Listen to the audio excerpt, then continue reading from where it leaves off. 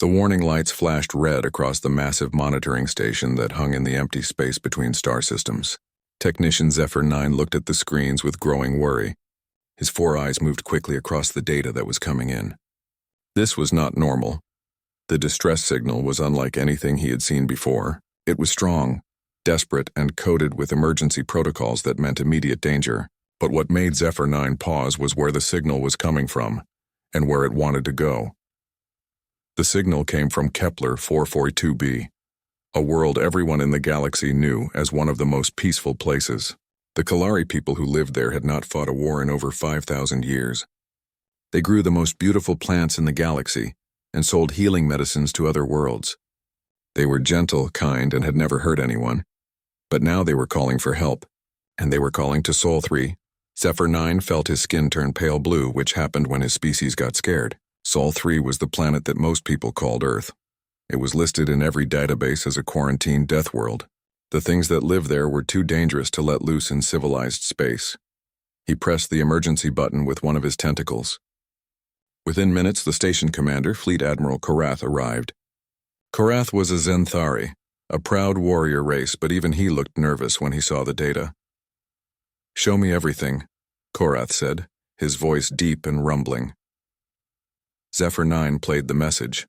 The translation software worked hard to turn the Kalari language into something they could understand. A soft voice, clearly female, spoke with obvious fear. "This is Council Speaker Levia of the Kalari Collective. Our world is under attack. The Vorth have come. They consume everything. Our cities are falling. Our people are dying. We have no weapons, no armies, no way to fight. Please, anyone who receives this, we need help. We are sending this message to the beings of Sol 3. Our ancient records say they are warriors. We know they are dangerous, but maybe they will help us, please, before it is too late." The message ended. Korath stared at the screen for a long time. The Vorth Collective was a name that made even brave warriors afraid. They were a species that ate entire worlds. They turned planets into hives for their young and left nothing behind but empty rocks. "Sir," Zephyr 9 said quietly, "should we forward this message to Sol 3? Korath thought about this. The humans of Sol 3 had only recently made contact with the Galactic Council. They had been allowed to join, but with many restrictions. Their planet was a death world where almost everything tried to kill everything else. The humans had evolved to be perfect predators. The Council had files on humans that were marked with red warning symbols. They could survive in places that would kill most other species. They could fight in ways that seemed impossible. They had wars that lasted for years and killed millions, but they kept fighting anyway. They were classified as apex predator sapiens in the xenobiology database. But they had also shown that they could be peaceful when they wanted to be. During their first meeting with the Council, the human ambassador had brought gifts and spoken of friendship. Still, everyone was careful around them. "The Kalari are good people," Korath said finally.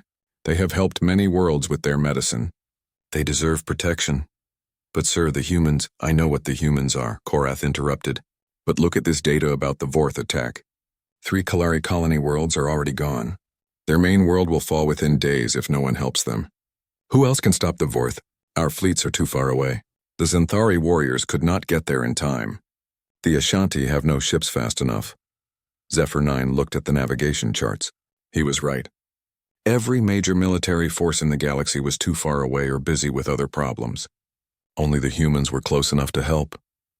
"There is something else," Zephyr 9 said, pointing to another part of the message. "The Kalari specifically asked for Sol 3. They know what humans are, and they still called them." Korath nodded slowly. "Desperate times call for desperate measures. Send the message to Sol 3. Mark it as urgent council business. Maybe the humans will surprise us." As Zephyr 9 prepared to send the message, he could not help but feel worried. The galaxy was about to see what happened when a Death World species went to war. He had read the reports about human conflicts. They fought with a fury that seemed impossible. They never gave up, even when they should. They protected others, even when it cost them everything. The message was sent through quantum channels that would reach Earth in hours. Somewhere in the galaxy, peaceful plant growers were dying while monsters consumed their world, and the only hope for saving them lived on a planet that most civilized beings feared to visit. Korath watched the transmission indicator show that the message was sent. "May the ancient gods help us all," he muttered. "We just called upon the apex predators of Sol 3. In the Kalari system, the beautiful crystal cities were already half covered in the black, writhing biomass of Vorth hives. The peaceful people who had never known war were learning what it meant to fight for survival. They had no weapons except farming tools. They had no soldiers except teachers and artists and healers, but they had hope. Somewhere across the galaxy, their message was racing toward a blue world where dangerous creatures had learned to reach for the stars. The Kalari had studied the old databases. They knew that humans were predators. They knew that humans came from a world of constant danger. They also knew that humans protected those who could not protect themselves. Council Speaker Livia hid in an underground shelter with 300 other survivors. Above them, the sounds of destruction continued. The Vorth were methodical in their consumption. They took apart everything bit by bit, turning organic matter into more of themselves. "Do you think they will come?" asked a young Kalari named Theron. He was barely an adult, with the bright green skin and large eyes typical of his people. Livia looked at him with as much confidence as she could manage. The humans have a saying that was in their first cultural exchange file. They say that help will come to those who need it most. I believe they will come. Outside the shelter, a Vorth scout form slithered past. It was looking for more Kalari to capture. The peaceful plant growers had never seen anything so horrible. The Vorth looked like giant insects mixed with machines covered in acid and spines. But Livia had seen the images of humans in their database files. They looked soft and weak compared to the Vorth. They had no natural armor, no claws, no poison. Yet something about them had made the Galactic Council label them as dangerous. Maybe it was their eyes. Human eyes looked forward like hunters. Most peaceful species had eyes on the sides of their heads like prey animals. Human eyes were the eyes of something that chased rather than ran. The message was already far away, racing towards Sol 3. Soon the humans would know that gentle beings needed their help. The question was whether the most feared species in the galaxy would choose to protect rather than destroy. In the shelter, Livia closed her eyes and hoped that her desperate gamble would save her people. Admiral Sarah Chen was drinking her morning coffee when the priority alert sounded through Terra Defense Command. The coffee was from Earth's Columbia region, grown in volcanic soil that would kill most alien plants. She had learned to appreciate these simple pleasures since humanity joined the galactic community. The command center sat in orbit around Earth, a massive station that looked nothing like the elegant structures other species built. It was thick, armored, and designed to keep working even if half of it was destroyed. Humans built things to last. "Admiral, we have an emergency transmission from the Galactic Council monitoring station," reported Lieutenant Commander Jackson. He was young but experienced, having served on 3 different exploration missions. "It's marked as urgent council business." Sarah set down her coffee and walked to the main communication station. Around her, the command center buzzed with activity. Humans worked alongside the few alien liaison officers who were brave enough to serve on a Deathworld station. "Put it on the main screen," she ordered. The message played, and Sarah listened carefully to the translation. The voice of Council Speaker Livia was desperate but dignified. The images that came with the message showed beautiful crystal cities being consumed by something that looked like a nightmare. When the message ended, the command center was quiet. Everyone had heard stories about the Vorth Collective, but seeing the actual destruction was different. The peaceful Kalari world looked like it was being eaten alive. "Sir," said Commander Torres, Sarah's second-in-command, "the Kalari are completely defenseless. They've never had to fight a war." Sarah nodded, studying the tactical data that came with the message. The Vorth had already consumed 3 colony worlds.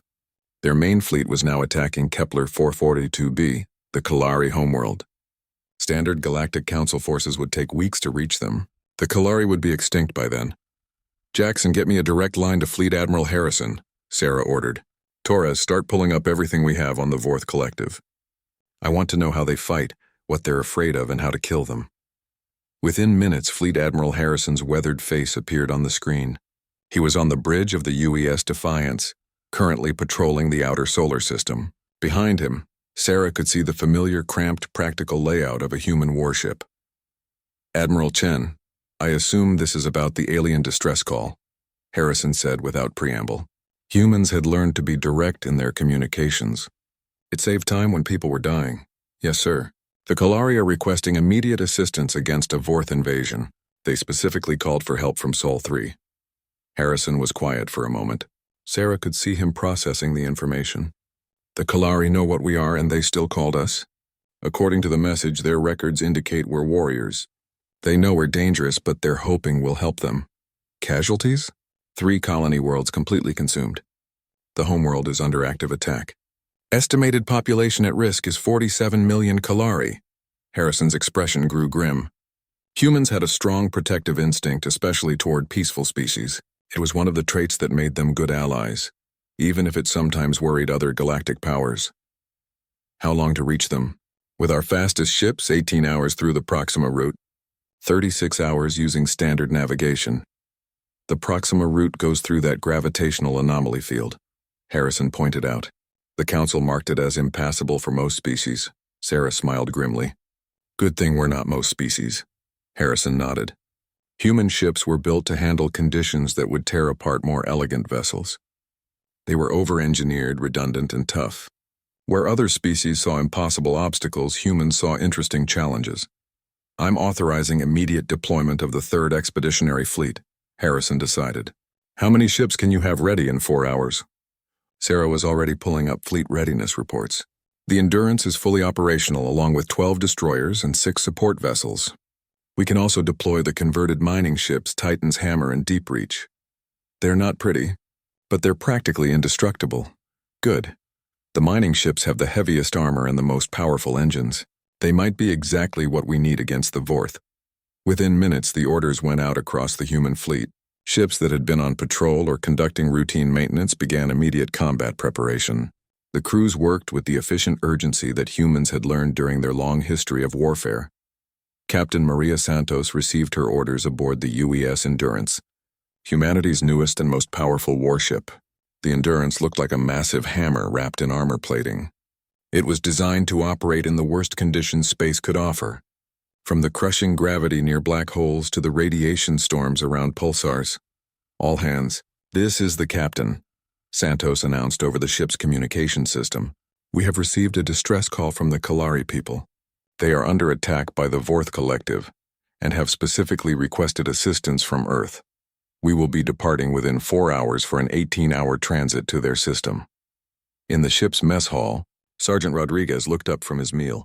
He was part of the ship's Marine contingent, soldiers trained to fight in environments that would kill most people. The Vorth, huh? Those are the bug machine things that eat planets?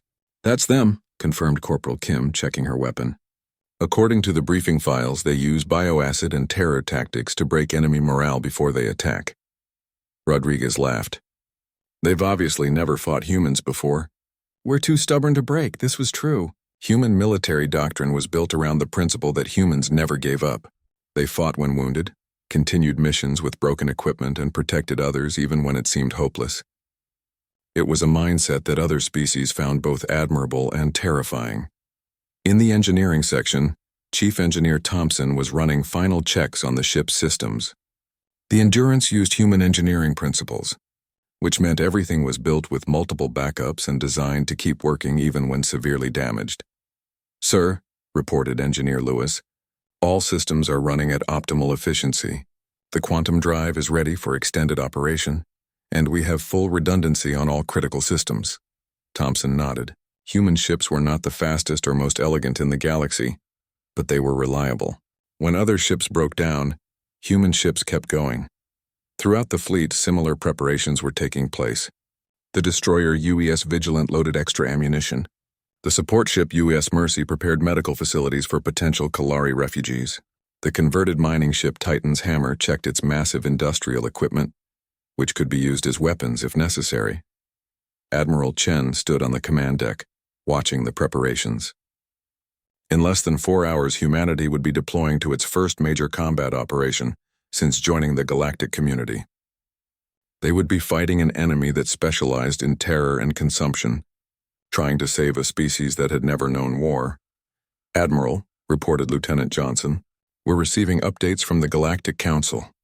3 more monitoring stations have confirmed the Vorth presence in the Kalari system. The invasion fleet is estimated at over 200 bioships. Sarah nodded.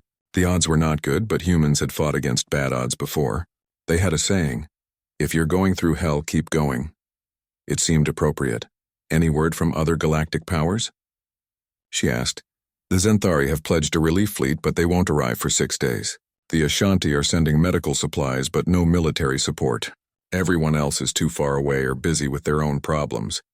So it would be just the humans facing an enemy that had conquered dozens of worlds. Sarah thought about the gentle Kalari people, hiding in their shelters while monsters consumed their cities. She thought about the 47 million lives at stake. Send a message to the Kalari, she ordered. Tell them that Earth has received their call for help. Tell them that the cavalry is coming. The human fleet moved through space like a pack of metal predators, 20 ships in total, each one built to survive conditions that would destroy most vessels in the galaxy. At the front flew the UES Endurance, its thick armor scarred from previous missions in asteroid fields and radiation storms.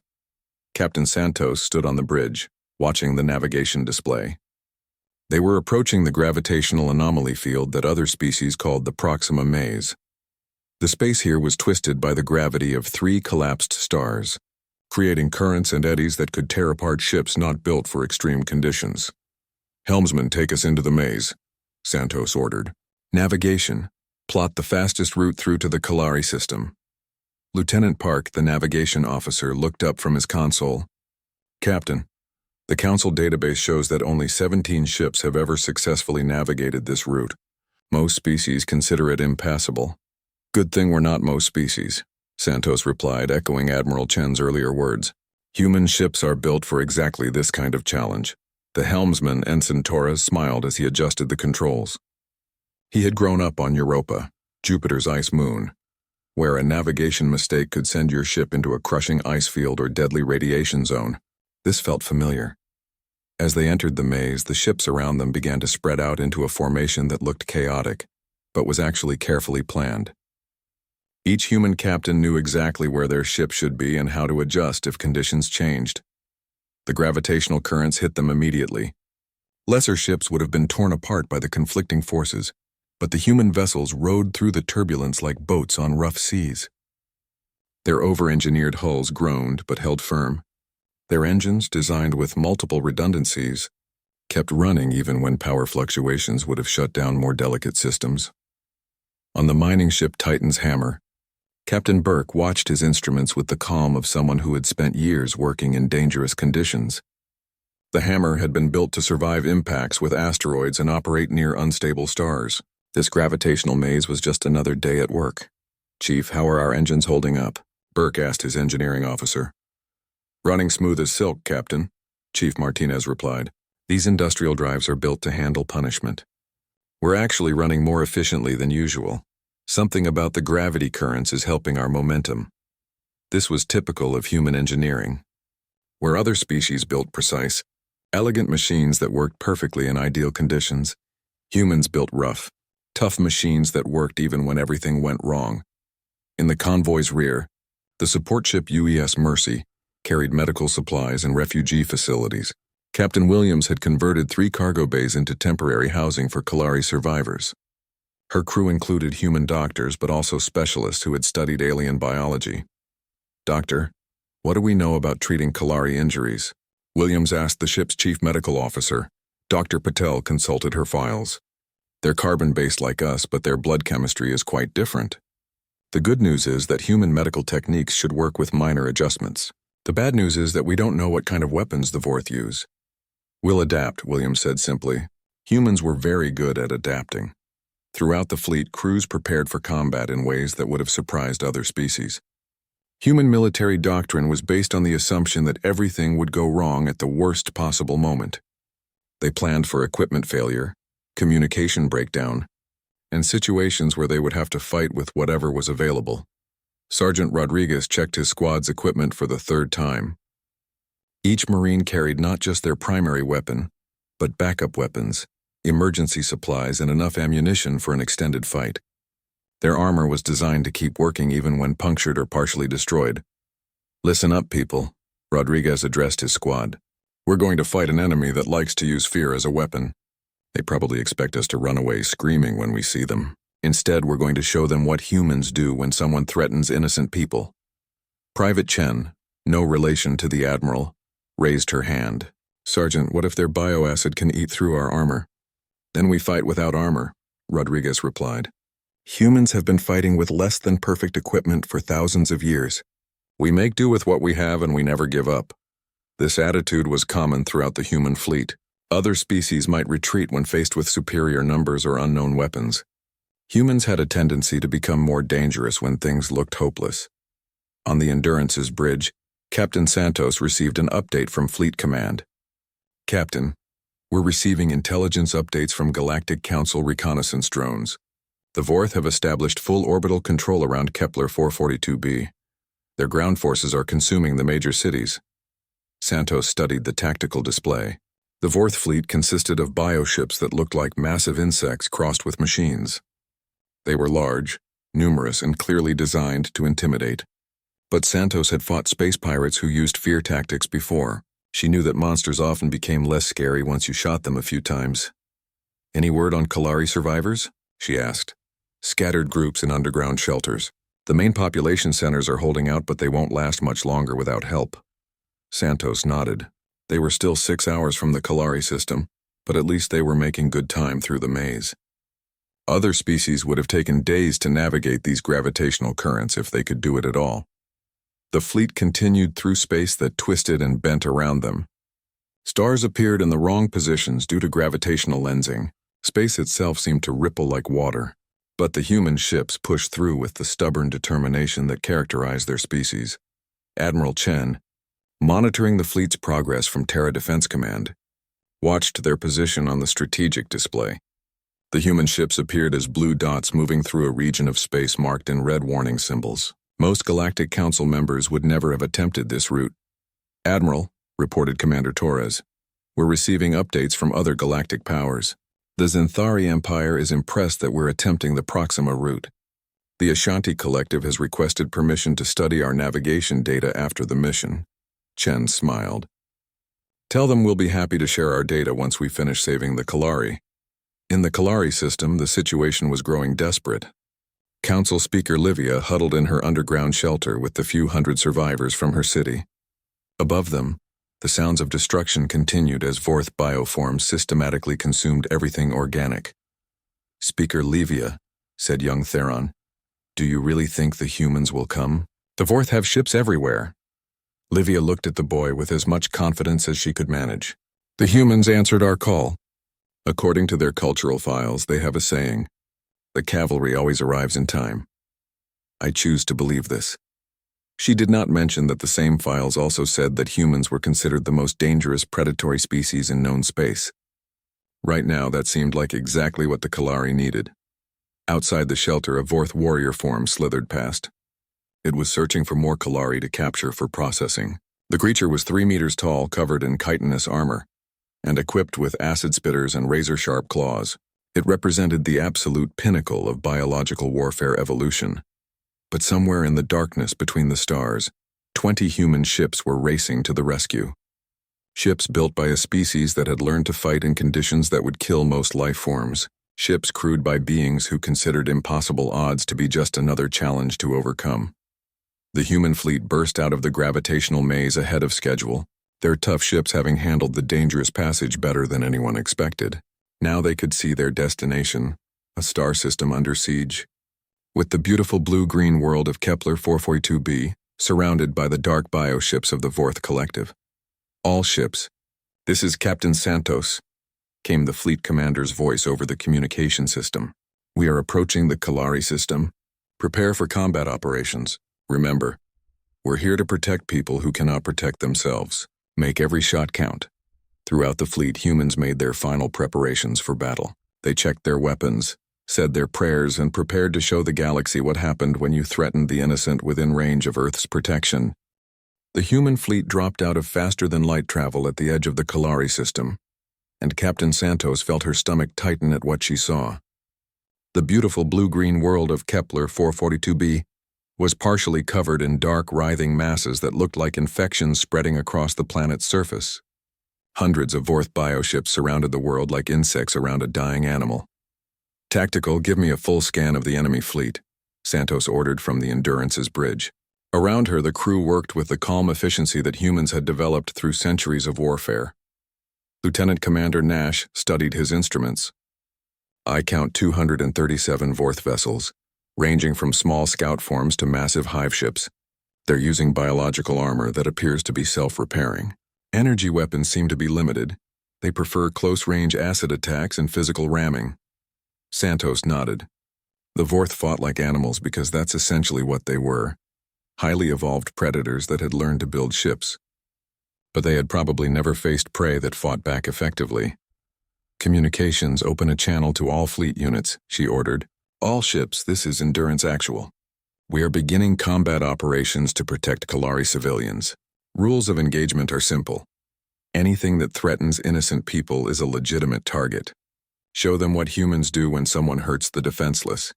The human fleet spread out into attack formation. Unlike the elegant symmetrical patterns that other species used, the human formation looked almost random. But it was designed around a simple principle. Every ship could support every other ship, and they could adapt quickly when things went wrong. The Vorth noticed them immediately. A group of 50 scout ships turned toward the human fleet, moving with the fluid grace of living creatures. They were clearly expecting the newcomers to retreat when faced with such overwhelming numbers. Instead, the humans accelerated toward them. Captain Burke on the mining ship Titan's Hammer smiled grimly as he watched the Vorth scouts approach.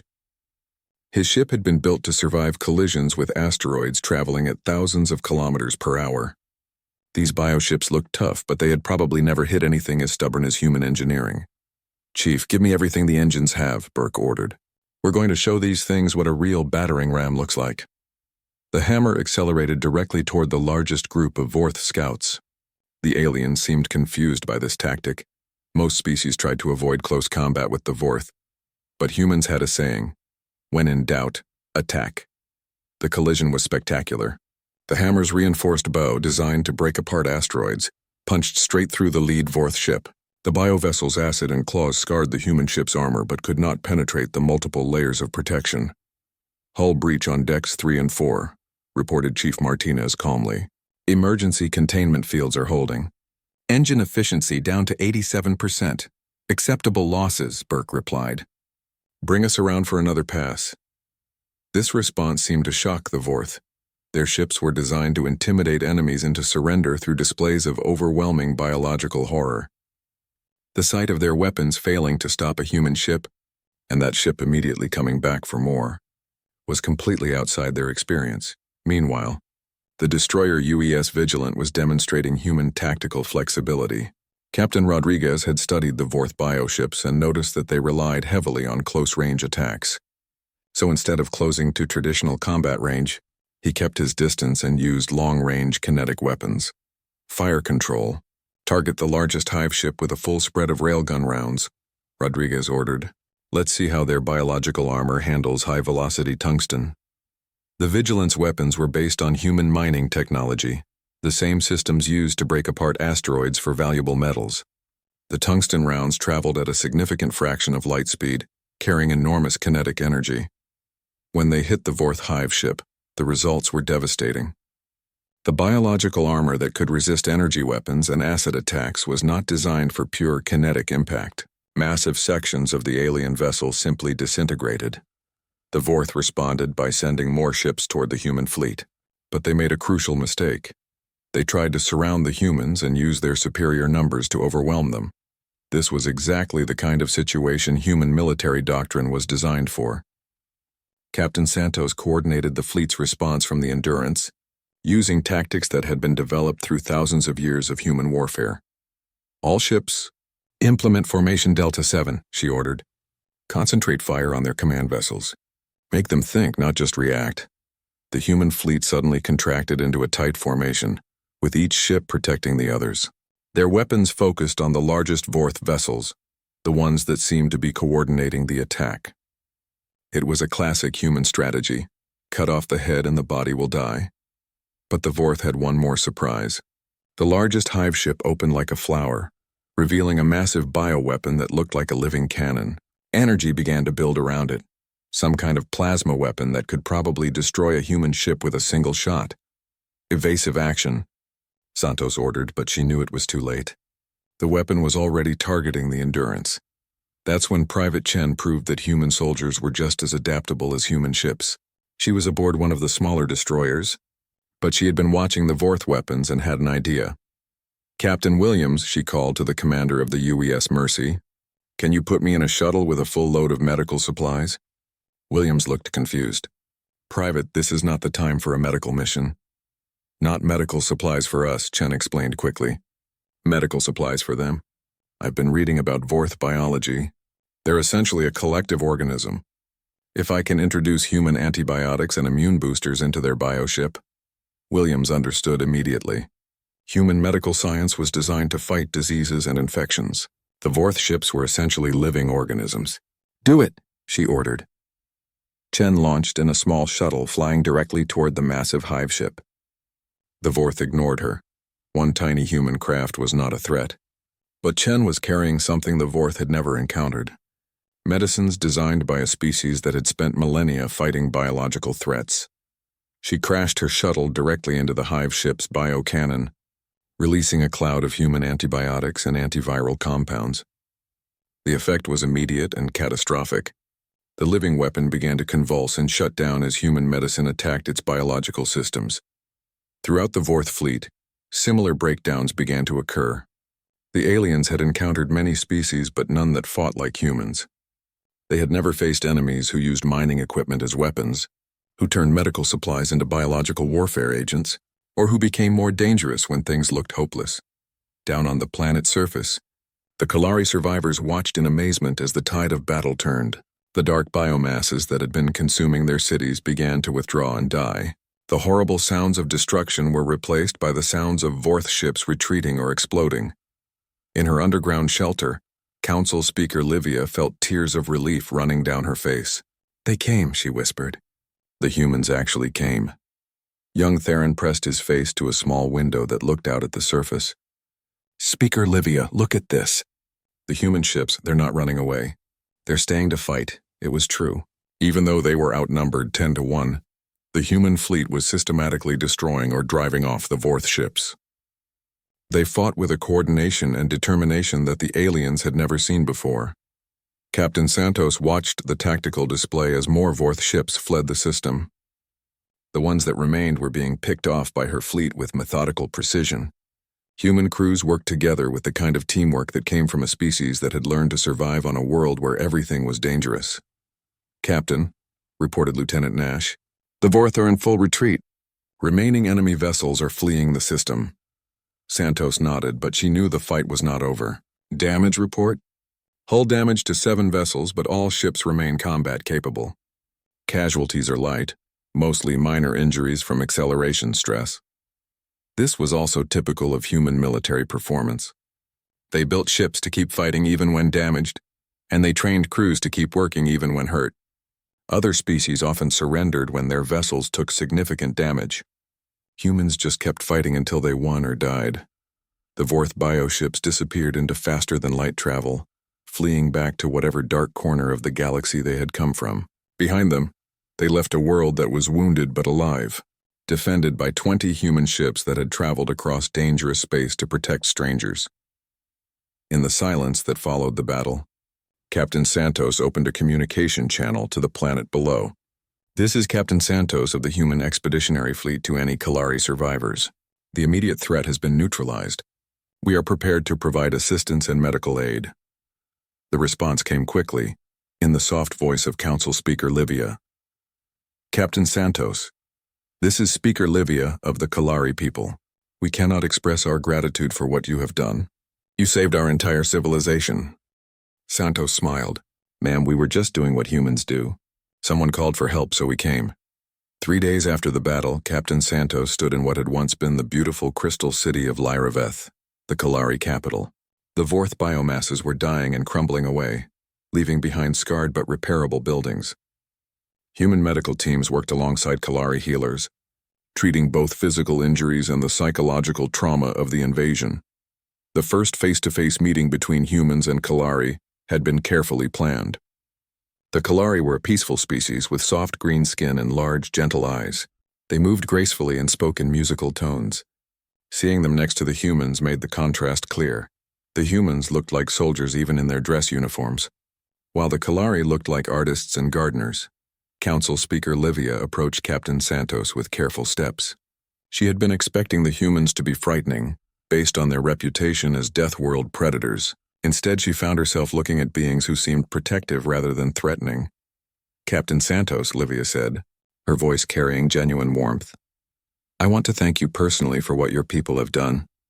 You saved 47 million lives." Santos smiled, and Livia was surprised by how kind the expression looked. "Speaker Livia, we're honored that you trusted us enough to call for help. Not many species would risk asking Earth for assistance."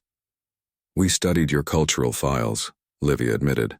"We knew you were dangerous, but we also learned that humans have a saying. With great power comes great responsibility. We hoped that applied to protecting others." This conversation was being watched carefully by representatives from the Galactic Council. Admiral Korath had arrived with a small fleet to assess the situation and was quietly amazed by what he was seeing. The humans had not only defeated the Vorth, but they were now helping to rebuild the Kalari world. Human engineers worked to repair damaged infrastructure. Human doctors shared medical techniques. Human soldiers helped clear away the remains of Vorth bioweapons, while being careful not to damage any Kalari plants or animals. It was not the behavior that most species expected from apex predators. Dr. Patel from the UES Mercy was working with Kalari healers in one of the temporary medical centers. The collaboration was going better than anyone had expected. "The human approach to medicine is very different from ours," explained healer Zenth, a elderly Kalari with intricate green markings on her skin. "You fight disease like you fight enemies. We try to restore harmony between the patient and their environment." Dr. Patel nodded as she worked on a young Kalari who had been injured during the evacuation. "Both approaches have value. Your techniques for promoting natural healing are amazing, and our trauma surgery might help save lives when harmony isn't enough."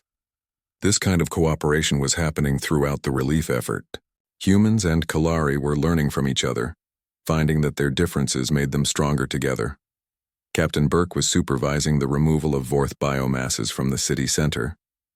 His mining equipment was perfect for the job, but he was being extremely careful not to damage any of the beautiful Kalari architecture. "Captain," called Chief Martinez, "we've cleared out the last of the hive mass from the central plaza. The Kalari Cultural Center can be restored." Burke looked at the building, which was covered in delicate crystal formations that somehow created music when the wind blew through them. "Good work, Chief. Make sure we preserve every piece. These people have something beautiful here." This attitude was typical of the human relief effort. Despite their reputation as a warrior species, the humans showed remarkable respect for Kalari culture and art. They worked to preserve rather than dominate. Meanwhile, in orbit around Kepler 442b, Admiral Korath was having a very interesting conversation with Captain Santos aboard the Endurance. The human ship's interior was functional and cramped compared to the elegant vessels of other species, but it radiated competence and reliability. "Captain, I must admit that your species continues to surprise the Galactic Council," Korath said, his deep voice carrying genuine respect. "When we forwarded the Kalari distress signal to Earth, many council members expected humans to either ignore it or use it as an excuse for conquest." Santos poured 2 cups of Earth coffee, offering one to the alien admiral. "Admiral Korath, I think there's been a misunderstanding about human nature. Yes, we're predators. Yes, we evolved on a dangerous world. But that same evolution taught us to protect our pack. The Kalari called for help, so they became part of our pack." Korath sipped the coffee and tried not to make a face. Human beverages were as intense as humans themselves. The Council will want to understand this better. How can a species be both dangerous and protective? "It's not complicated," Santos replied. "We're dangerous to things that threaten innocent people. We're protective of things that can't protect themselves. The Vorth made the mistake of assuming we were just another prey species they could intimidate. This conversation was important for the future of human-galactic relations. The Council had been worried about how to integrate a Deathworld species into civilized space. The Kalari rescue was proving that humans could be valuable allies rather than just dangerous neighbors. Down on the planet, young Theron was having his own cultural exchange with Sergeant Rodriguez. The human soldier was teaching a group of young Kalari about basic self-defense, but in a way that fit their peaceful nature. "The goal is not to hurt anyone," Rodriguez explained. demonstrating a simple blocking technique. The goal is to protect yourself and others until help arrives. Sometimes the bravest thing you can do is survive long enough for the cavalry to show up. Theron tried the movement, his natural grace making it look like a dance. Sergeant Rodriguez, why do humans fight so hard for people they've never met? Rodriguez thought about this seriously. Because that's what good people do, kid. When someone needs help and you can provide it, you help. It doesn't matter if they're human or alien or something we've never seen before. If they're in trouble and we can fix it, we fix it. This simple philosophy was spreading throughout the Kalari population. They were beginning to understand that the humans' reputation for danger came with an equally strong reputation for protection. Council Speaker. Livia was working with Captain Williams to establish long-term cooperation agreements. The Kalari had resources and knowledge that could benefit humanity, while humans could provide protection and military expertise. Speaker Livia, Williams said, reviewing the preliminary agreements. The Galactic Council is proposing that Earth establish a permanent defensive alliance with Kalari space. We would guarantee your protection in exchange for access to your medical and agricultural knowledge. Livia smiled, the first truly relaxed expression she had worn since the crisis began. Captain Williams, I think our people would welcome such an arrangement. But I want you to know that we're not just agreeing to this out of gratitude. We genuinely like humans. You're not what we expected. What did you expect? Honestly? We expected you to be more like the Vorth, dangerous and predatory. Instead, you're dangerous and protective. There's a big difference. As the relief effort continued, word of the human intervention spread throughout the galaxy. Other species began to reconsider their assumptions about Earth and its inhabitants. The humans had demonstrated that they could fight effectively against overwhelming odds. But they had also shown restraint and compassion in victory. Admiral Chen, monitoring the situation from Terra Defense Command, received reports from across human space. 3 other species had submitted formal requests for defensive alliances. The Ashanti Collective wanted to establish joint research projects. Even the proud Zenthari Empire was expressing interest in military cooperation. Admiral, reported Commander Torres, we're receiving a formal commendation from the Galactic Council. They're recognizing the human fleet's actions as exemplary conduct in the protection of innocent life. Chen smiled. Send a reply thanking the Council for their recognition, and let them know that Earth stands ready to assist any species that needs protection from aggressors. This was becoming humanity's role in the galaxy, the species that others called when they needed someone dangerous enough to fight monsters, but civilized enough to be trusted with victory. In the months that followed, the Kalari-Human Alliance became a model for interspecies cooperation. The Kalari provided advanced medical techniques and agricultural knowledge, while humans provided protection and engineering expertise. More importantly, they had proved that very different species could work together effectively. The Vorth Collective was never seen again in that region of space.